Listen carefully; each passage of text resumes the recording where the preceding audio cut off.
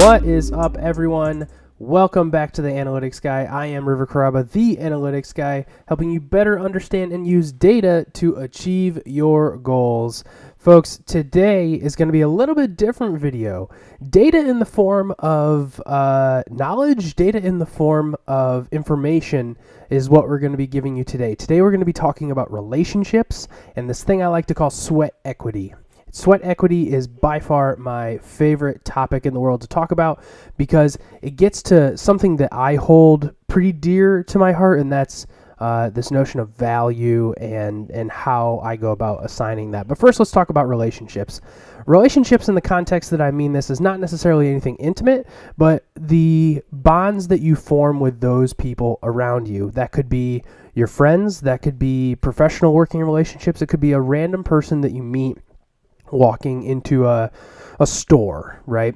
It is extremely important as a creator, as a business, to foster and promote healthy relationships.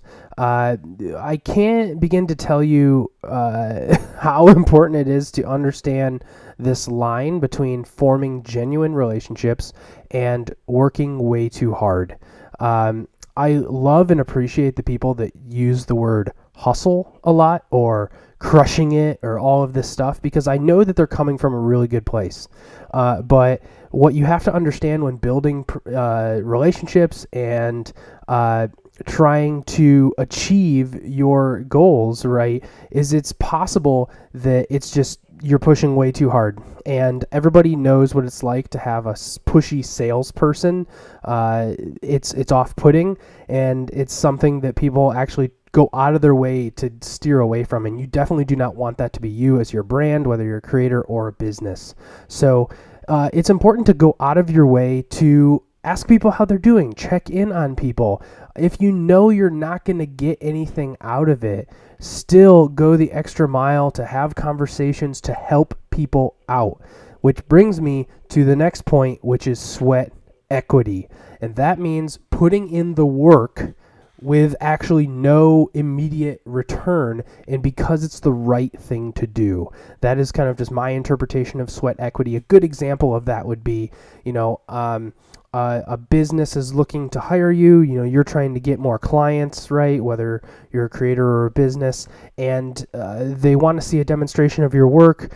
You need to put together a plan for them. My wife and I are consultants for marketing, and whether that's on digital or traditional advertising, we have to put in the work with no pay, right, to build this plan. That is the method, the approach that we take.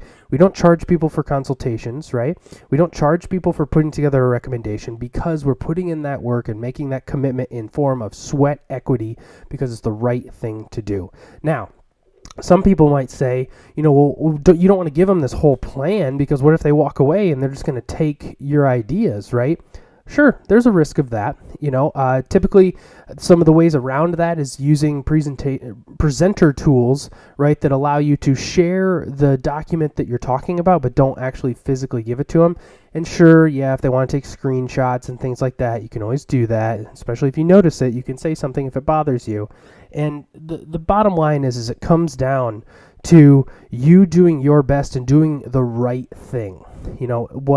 What makes you feel like you're doing the right thing, what makes you feel like you're getting value, whether that's in the form of creating content or consulting or whatever your business is, that is what you have to do. And sometimes putting in that sweat equity, right, is going to build that relationship stronger and stronger.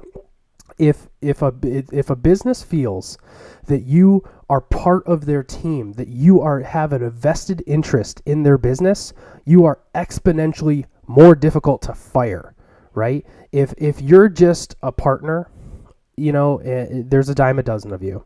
But if you're invested in their business, if you're a trusted friend, then that is where the true value comes in. That's where you can make more money. That's where they feel that you're worth more and then can give you raises and things like that and just foster that relationship. Today's video, as you can tell, is just kind of like ranty, talky one. I want to do some of these sometimes and just give you my take.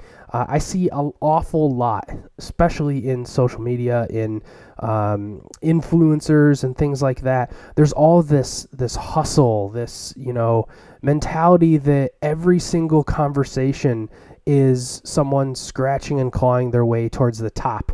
And I can appreciate that, but it is exhausting for other people and sometimes off-putting that is going to cost you business in the long run. So sometimes just doing the right thing, building relationships the old-fashioned way, getting out there, meeting people, sometimes just going and physically meeting someone in person, or having, instead of a phone call, have like a video chat, just because it makes that much closer. It's that much more real, right? In form of forming that connection. So just wanted to give you a quick video today, guys, on relationships and sweat equity. I hope that you enjoyed this. I hope that maybe you take some of this to heart.